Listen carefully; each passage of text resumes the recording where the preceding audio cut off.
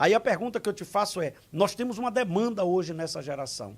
Pessoas que estão sendo bombardeadas pela depressão, bombardeadas pela ansiedade, síndrome do pânico. E aí, a igreja precisa estar atento para atingir, chegar nesse público.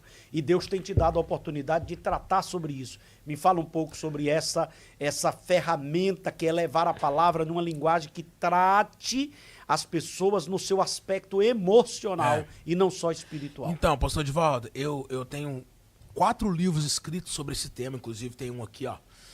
O nosso cameraman vai dar aqui o zoom, e o outro que tá com o pastor Edivaldo, que é Eu Sou Teu Pai, que é o último, que é o mais importante, prefaciado pelo Josué Gonçalves. Quando eu digo que é o mais importante é porque Deus me falou de uma viagem para Joinville, que esse livro seria um divisor de águas no meu ministério e de muitas vidas que iriam ler ele. Primeiro, eu aceitei Jesus em 2004, 2003. Eu sou de uma geração que ainda pegou um pouquinho da fala da igreja, que depressão era demônio, que depressão era falta de Deus, que era falta de fé. E essa geração de 2000, mas na década de 80, isso foi mais latente. E hoje em dia, pastor Edivaldo, eu posso afirmar para o senhor, 80% da igreja evangélica ainda tem essa mentalidade, que depressão é demônio, que depressão é falta de Deus, que é falta de fé. A igreja precisa aprender a entrar mais profundo nesse assunto. Porque a igreja tem atrapalhado o tratamento. O tratamento para um depressivo nem sempre é Deus. Ó, talvez você vai achar isso aqui um absurdo. Um tratamento para um depressivo nem sempre é Deus. Mas Deus não cura tudo? Cura, mas tem coisa que não depende de Deus. Depende do homem. Exemplo, existem doenças que são geradas, pastor, que chamam doenças psicossomáticas, são causadas por um trauma de família, por traumas no decorrer da história, um abuso sexual. Existem doenças emocionais que são causadas porque uma pessoa não perdoa e a falta de liberação de perdão causa uma doença no corpo. E Deus, ele não vai perdoar por nós, vai ter que ter a nossa ação humana, a condição humana. Então, tem gente que vai no médico, que vai estar com depressão, o médico vai falar assim pra ele, ó, tá faltando aqui no seu organismo alguns neurotransmissores, e esses neurotransmissores só são repostos através da sua alimentação e atividade física. Deus não vai fazer atividade física por você e Deus não vai comer a refeição por você. Então tem coisa que Deus não faz, somos nós. Então, por que a depressão ela precisa ser tratada como patologia? Porque tem gente que vai precisar de uma ajuda de um médico para tomar um remédio ou para ter um direcionamento da sua vida, da sua mudança de hábito.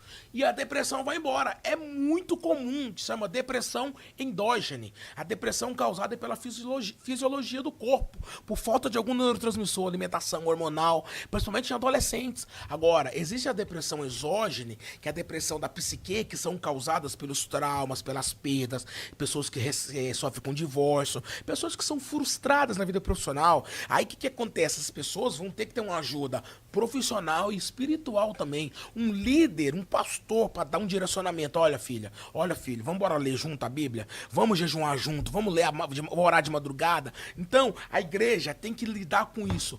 Tem que trazer. Eu vou dar um conselho aqui para os pastores. Ô, pastores, você que é pastor de igreja, e você tem uma estrutura na sua igreja, e você tem um psicólogo na sua igreja, faça um gabinete psicológico para antes daquela alma que aceita Jesus ir para o discipulado, primeiro ela passar pelo gabinete psicológico. Por quê? Ela já chega no discipulado com a sua cabeça, com a sua mente limpa de coisas do passado. Pastor, é muito importante a igreja aderir isso. Se um dia Deus me colocasse num âmbito de eu pegar uma cadeira um dia de deputado federal ou senado, não sei, a primeira coisa que eu ia fazer, um projeto de lei para nós termos a matéria de psicologia no primário. Por quê? Para a criança já crescer aprendendo o que é se frustrar, o que é emoções, o que é perder, o que é ganhar, o que é ter uma vida emocional equilibrada. Porque nessa fase adulta, a pessoa chega na igreja, aceita Jesus e pensa que Deus é o gênio da lâmpada, que você esfrega, ele sai e vai lá.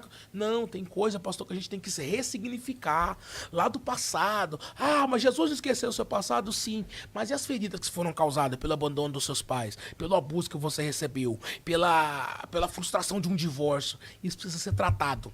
Precisa ser tratado, às vezes, com médico, com terapia, com aconselhamento pastoral. com oração, com leitura da palavra. A igreja precisa falar mais de depressão. A igreja precisa falar mais de vida emocional. E se você quiser acompanhar meu ministério e ver, tem culto que eu prego, que eu oro, que a mulher do pastor vai lá na frente com desejo de suicídio, que o próprio pastor da igreja já pensou pensamento de suicídio, que obreiros foram lá na frente.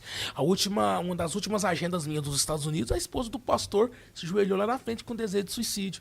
E a igreja toda assustada, começou aquele choro, aquele o povo gritando na igreja, porque eles pensam que mulher de pastor é mulher maravilha, que não sofre com problema, pensa que pastor é super-homem, pastor passa por problema, pastor tem uma dificuldade na vida emocional muito grande, então nós temos que aprender a lidar com isso, em amor, em temor e aprender. Pastor, vai sentar para aprender, pega um psicólogo, conversa com ele, tem um psicólogo na sua igreja, conversa com ele, porque assim todos juntos iremos trabalhar para ajudar essas pessoas. Interessante que você toca num assunto que é a questão das pessoas serem trabalhadas para saber lidar com questões próprias da vida. Então, formar os filhos para não só vencer, mas aprender a lidar com a frustração, porque a frustração faz parte da vida. Aí eu te faço uma pergunta, o seguinte: existe uma questão que tem levado muitas pessoas vocacionadas para sérios problemas, porque é o romantismo ministerial. Então a pessoa é chamada, então ela romantiza de que agora todo mundo vai reconhecer isso, que todas as portas vão se abrir, que todos os lugares que ela chegar vai ser mil maravilhas e que vai acontecer o extraordinário, visível em todos os lugares. Quando isso não acontece, vem uma frustração que desencadeia. Às vezes aquilo ali é um gatilho que vai levar a pessoa para um problema seríssimo no aspecto emocional. Então você encontra muitos obreiros com problemas sérios, porque romantizou o ministério. Muitos missionários que olhou o campo missionário, meu Deus, eu vou para um lugar, a igreja vai me ver. Daqui a pouco ele começa a ver algumas realidades. Não é questões que estão fora da realidade. Foi ele que romantizou. E ele começa a se deprimir. E ele começa a ter sérios problemas, inclusive pensar em parar. Como lidar com esse romantismo que só existe na teoria?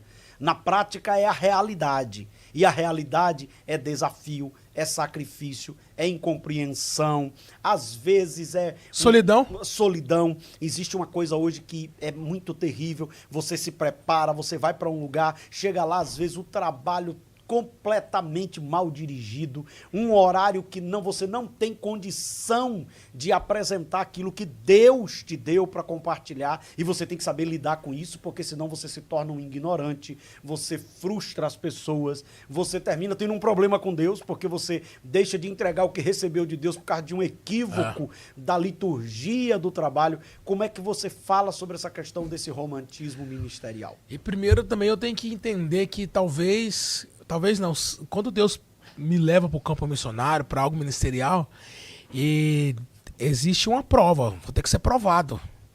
E a gente só é provado no campo de batalha. Não existe um bom marinheiro, um bom capitão de navio feito em mar calmo, não.